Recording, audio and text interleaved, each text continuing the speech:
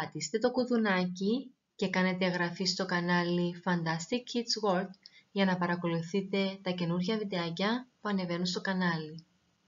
Συνθήματα για τα βιβλία από παιδιά τρίτης τάξης δημοτικού.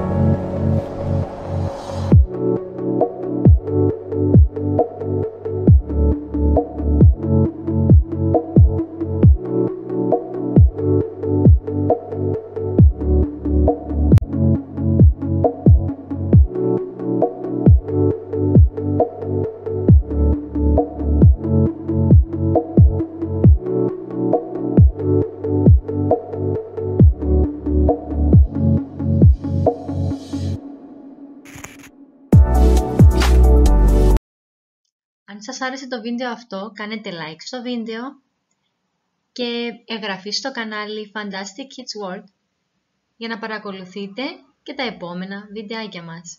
Δηλαδή, πατήστε το κουδουνάκι, κάντε subscribe.